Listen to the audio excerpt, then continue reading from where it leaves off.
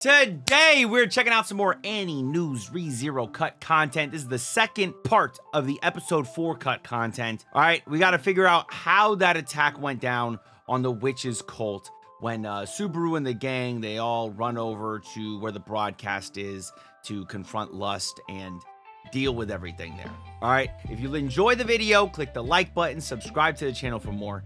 And you can find my full-length reactions for ReZero over on Patreon. That's also where my rewatch is, because I watched this show when it came out, and that's been a long time. So I rewatched it recently through the month of September. You can enjoy those reactions if you're interested, because it turned out I forgot a lot of stuff. Last video, we highlighted Garfield's despair and the preparations of the Counter Witch Cult Task Force, so this video will finish up that episode and show how that battle really went. I recommend watching last video first though, since the cut details on Capella and Garfield are actually pretty interesting. You can find that down in the description below. To focus on episode 54 part 2 though, this is the operation to retake City Hall. Chapter 5 from volume 17 of the light novel. Starting right where we left off, to further stress just how much Garfield was going through it right now, he failed to protect his newfound family, failed to fulfill his oath to serve as a shield, then challenged an enemy on his own judgment and got beat because of it. Now he had to sit here witnessing just how insignificant all his efforts were, because in comparison to him and his feeble attempts at healing Mimi, Felix's own level of healing was incomparable. The amount of mana he produced made Garfield's look like a drop of rain. It made it seem as if even the dead could be brought back to life with it. When Felix's efforts failed to do anything too though, that's when the price of Garfield's actions were made clear. He could only wallow in despair as the phantom haunting him watched him from a distance. She didn't say anything or even smile, but instead just stared blankly as if to hammer home that this was the consequences of his actions. So, with Felix's Yo, he's low-key going through his own little Subaru in the Subaru Echidna Tea Party shit with Elsa. Garfield's going through his own version. Initial attempts not doing anything, he would have to rush Mimi down to the hospital, then treat her using what we would consider more conventional methods. That's right, Felix was also quite the surgeon as well. He was more than capable of stitching Mimi up manually. That's why they needed to bring her here, since this was the only place that surgery could be done. Now, it was while such treatment was happening that Lust's broadcasts continued repeatedly.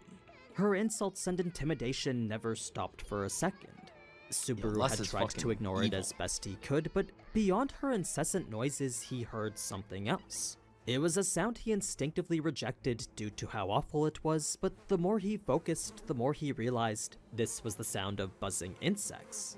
It was an unfathomable number of them buzzing around, mixing in with the sounds of the broadcast. I don't like this at all. The weird grinding we heard ourselves in the anime. The intention was to forcibly induce anxiety, since the disgusting nature of it did nothing but manifest the noise of nightmares. I don't like it. It was the supposed punishment for Garfield's transgressions earlier. Now, to further clarify on Mimi's wound here, the unhealable nature of it was a direct result of the Grim Reaper's blessing. A blessing we know from last season I'm aware of this. Only one person could possibly possess. This was information cut from Season 2, so if you'd rather be surprised and keep the spoiler secret, then go ahead and skip. Yeah, I already saw the cut content for this. I'm already very much aware of this, that it's Wilhelm's wife. Because I read the cut content on the Witch's Cult translation, which, by the way, they have not even been updating. Like, bro, who runs this fucking website? I'll be checking and then nothing. There's nothing, dude. What are you doing? Update your shit. You have dedicated fans wondering what the fuck is going on. But I read through all the cut content, so I'm very much aware of a lot of cut content. All right, that's why when this moment hit, when he goes like, I was like, oh, wait a minute. He got that. Now, I'll be honest with you. I forgot that the injury he obtained, I forgot the details of how it worked. This shit, the blessing of, the blessing of the Grim Reaper and shit. I forgot about this detail where those wounds don't heal. Right, basically all that type of shit, and where like it gets worse the closer you are, or I think the more you start to forget, or maybe the more you start to remember. I don't really remember exactly the details, but I'm sure he's about to go over it. But I did remember that my dog Wilhelm got cut, and it was because of his wife. And so when his shit started flaring up, I was like, Oh, I remember that cut content. Yeah. So that means that was his wife. You know, from last season, only one person could possibly possess. This was information cut from season 2, so if you'd rather be surprised and keep the spoiler secret, then go ahead and skip to here. If not, the identity of this person was known to be Teresia, the previous Sword Saint and Wilhelm's departed wife. Such news led Wilhelm to reveal the old unhealed wound his wife previously. That's why he. The moment I saw him look at the wound and like, I was like, ooh, that's kind of weird. But the moment he went and reached for it, I was like, oh my god. Left him, which was now freshly opened. You can check out my reactions for it if you're interested. As we should have learned back during season 2, episode 1, this was how the blessing of the Grim Reaper worked. Prolonged distance to her, the person who inflicted it, may help the wound to close over time, but as soon as the injured gets anywhere near her again, the wound would instantly open back up. Okay, so yeah. So if you're away from her for a long time, your wound will heal. If you get back into contact with her, that shit opens up. As if it was fresh. This was what was happening to Wilhelm's 15-year-old wound right now, as his previously white bandages were now stained red.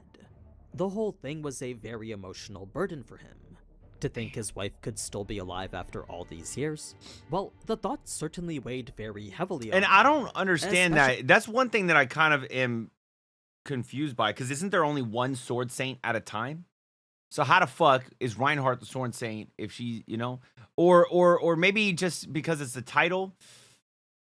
I don't know, man. I don't exactly understand it too much. I guess because that's a title, it doesn't like matter.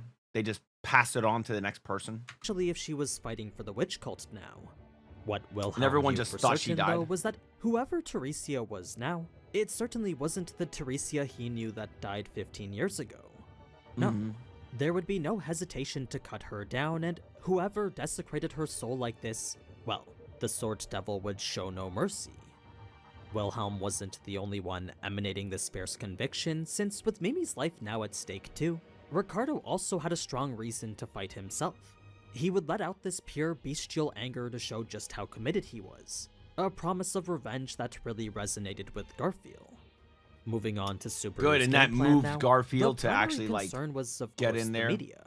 As for why, well, with the witch cult possessing an authority that amplified emotions and resonated them, there was no telling how such an ability could be augmented and enhanced by the media. The level of disaster, if it was possible, would be unfathomable. It's for that reason saving Amelia. So true. So Sirius, if Sirius used the broadcast system, she could potentially wipe out everybody.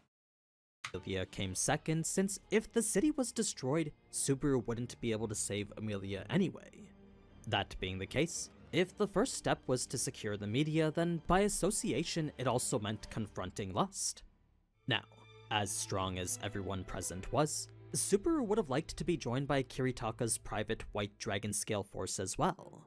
They were securing the rest of the Council of 10 though, so that was arguably more important than securing the media. Reason being that if any of the council was captured then interrogated for information, the reveal of Tifon's immovable status could result in Lust destroying the city anyway. Luckily, Al knew they wouldn't have to face multiple archbishops at once, since by Lust's own admission, each was stationed at a different control tower. This presented the possibility they might not even be cooperating, since as Subaru saw himself, Sirius and Regulus almost took each other out. It was clear they weren't the harmonious group Lust was trying to make them out. And this is something I mentioned. I believe I got this from cut content. I don't know. Either that or my editor told me. I tell him not to tell me any spoilers. And he says, no, it's not a spoiler. And then I just hope that he's being accurate when he says that. But he basically mentioned how the witch's cult was kind of fractured and split into two groups, more or less. It's the crazies and the super crazies. That's how I remember it, as the crazies and super crazies. Like he, I'm sure, would say it in a more rezero knowledge way, but I would say crazies and the super crazies, because both sides are fucking crazy. To be. Plus, to think such absurd personalities could work together, well, that was very difficult to envision. So, though this was just all opinion, the plausibility of it was high. It was after this that Felix would exit his surgery, Bro, I really stating want how to see he stopped Aldebaran the bleeding, but the in wound action. was still open. Fortunately, the blessing of thirds kept Mimi going, so that shared fatigue and pain was what was keeping her alive. In fact, oh, interesting. So I didn't even put that together with the blessing of thirds, right? With her ability shared with her siblings. I thought it was just like, oh, if one gets hurt, then they kind of, that same thing is put onto the others, and then, but it's like in a lesser way, right? So like if I get sliced open, they're like cut open, you know? Yeah, I mean, same word, slice, cut, but you know what I mean? Like the one that actually gets the wound is worse than the others. I didn't even catch on to the fact that the one that actually gets the wound is a little lessened. Everything is a little lessened because some of that is taken by the siblings. I didn't even realize that. That's a really interesting blessing now. It felt like more of a curse, but now it sounds like an actual real blessing. In order to help Mimi just a little bit more, her brothers strengthened that bond so that they could take a greater share of pain than usual. This gave them more time in prolonging Mimi's life, but the caveat was that if Mimi died, they likely would as well. Oh, So, that's with not a Hetero good and caveat. TV out of commission too, that meant all three of their lives were now in the hands of Ricardo. If any of them were gonna live, then the witch cult lady needed to be defeated and fast. It was a problem that warranted the full force of the White Fang. All that was left was for Anastasia to give the order, which she had no problem doing since she too was bothered by the current predicament. I mean, this was, after all, her family. She may act tough when amongst all these people, but deep down she truly cared for Mimi and all the others. So, with the team now established, Crucia's involvement was one founded on duty. Her opinion on the matter was just as strong as it would have been had she not lost her memories. What I mean is that she understood it was her job to fight, and that by not doing so, it would be the civilians that suffered. It was the true wholehearted conviction of someone dedicated to the people. Al had left due to new concerns over Priscilla, but what he also mentioned was that he wasn't good at these fights. According to him, he believed he would just hold everyone back. In any case, He wasn't good at these fights. Dude, every single day, I struggle with not looking up more about Aldebaran. I want to know so much more about him. Everyone that's read the light novel, and I know which people have read the light novel in my chat and all that stuff, because of how much they like Aldebaran. Like, at this point, we don't have a reason to really like him. Does he seem kind of cool? He's got the helmet and shit. He's missing an arm, a little mysterious, right? He's got his one sword thing. The way that he handles himself with Priscilla, he's a little funny, goofy, and he has more or less really given us this idea that he is from beyond the Great Waterfall, right? And then I think that was like confirmed in like the minis or whatever, right? It's supposed to be confirmed that he's from beyond the Great Waterfall. So he's really interesting. But, you know, the witch's cult, this battle is not one that he can do. Why? I don't know. Or rather, this attack on the witch's cult at the broadcast station, all that stuff. You know, it's one that he can't participate. Why? And that type of shit just makes me want to look him up and find out more.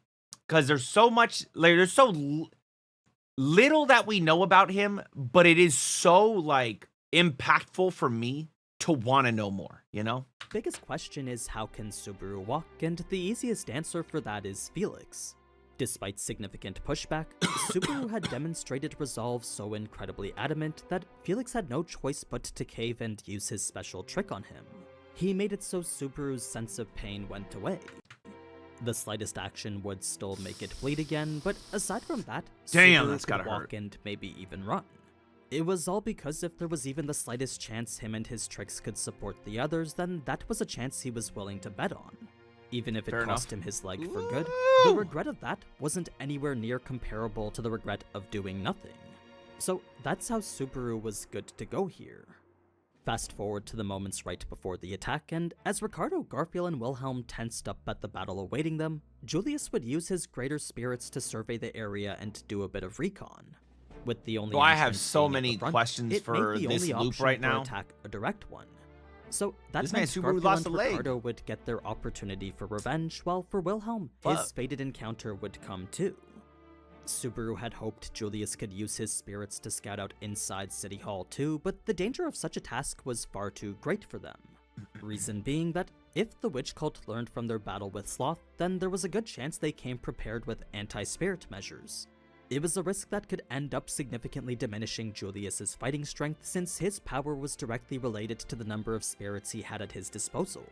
This brings us now to the start of the attack, which, as we saw, opened up with Started the attack 9 minutes into the video. What is this, the first episode of the new season of Bleach? No, I'm just kidding. Krush's signature skill, 1 blow 100 Feld. It was a lethal sword technique built off her blessing of wind reading, one that carried her attack through the air, extending the reach of her sword by tens of yards. Julius acted next, using 3 of his greater spirits to create a barrier of light. It restrained the witch cultists under a field of incredible pressure, bringing them to their knees and opening up the opportunity for everyone else to attack. This is where the fight starts to deviate from the anime, since from here Ricardo took on the giant alone. Bro, I can't believe when we saw these two pop up, we saw this one specifically, I thought these were titties. I thought this was a giant swole woman with While together Garfield and Wilhelm engaged the lady. There was a moment where both were about to land a hit, but after a swift dodge and incredibly precise movements, the lady instead caught Garfield, broke his nose, then used him as a shield against Wilhelm. Damn! She would then use the openings she just created in Wilhelm's defenses and land a powerful kick on him too. Damn! Now, Julius's Yo, she's a fire capable spell, though fighter. seemingly very powerful, was actually nothing more than a bluff. It was a mere diversion intended to distract the witch cultists into thinking it was a threat. This is because the spell was far too unrefined, making its core easily dispersible, just as we saw in the anime. So, with the initial assault, that's a very interesting detail that, you don't really get a lot of info on just because you see it happen. It just looked like, oh, this is a strong attack. Oh, no, it's a weak one. Oh.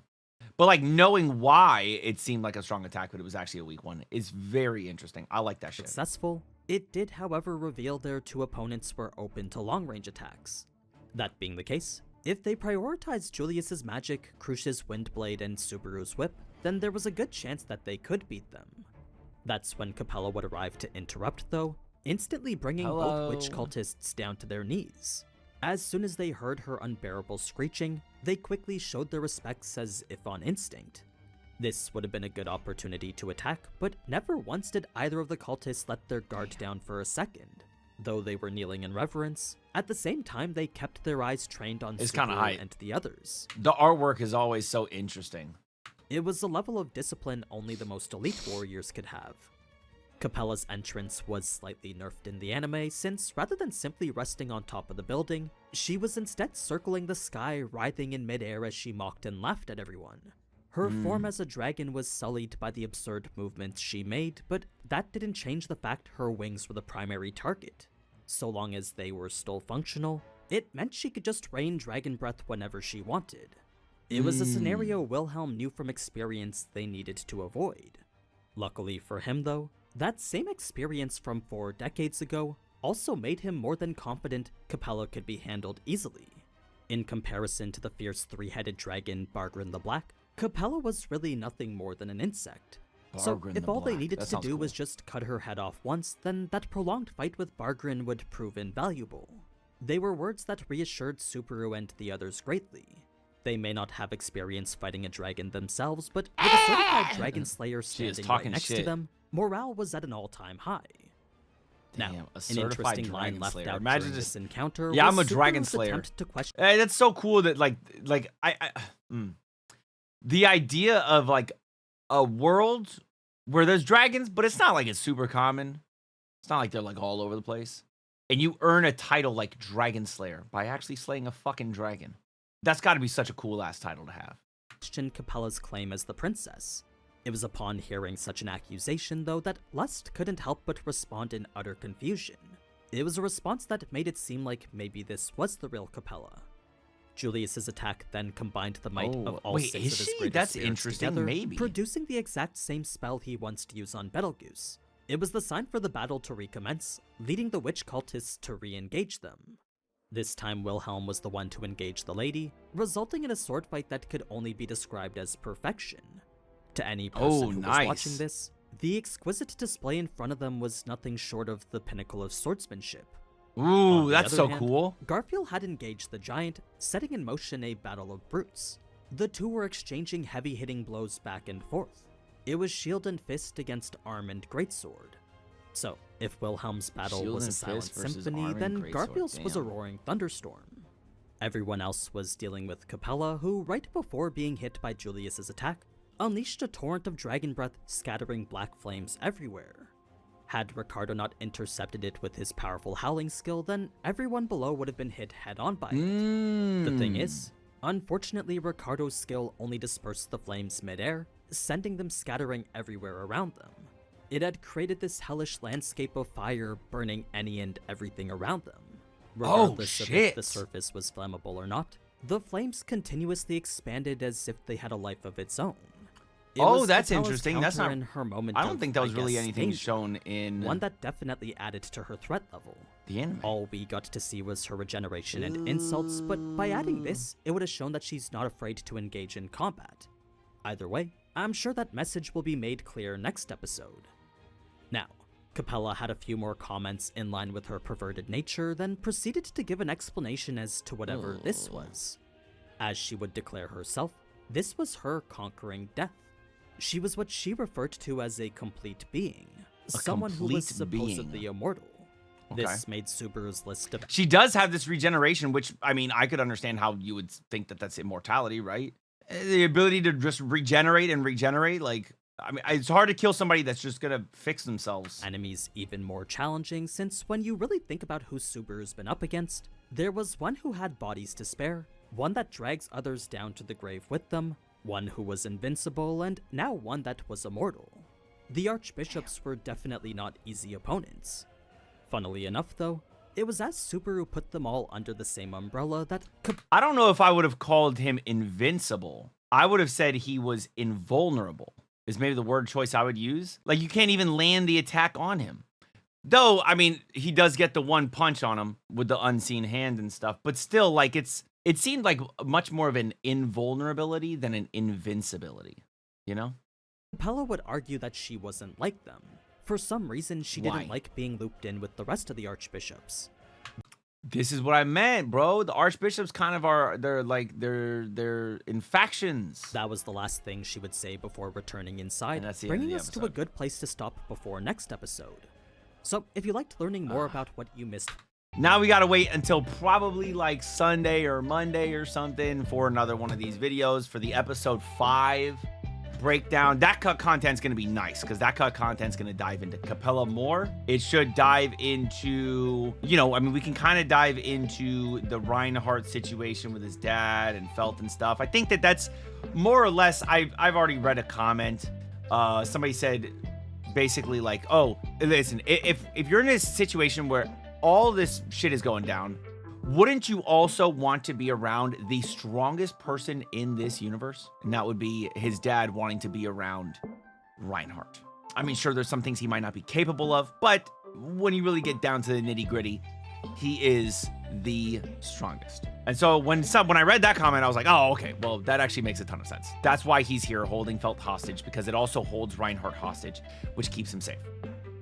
All right, I get it. But I think a big chunk of that episode was obviously the stuff dealing with Capella. Yeah, man, I'm definitely very interested in you know, more cut content. I love the cut content. Eventually I just got to read this, and by read I mean listen to the light novels in audiobook form.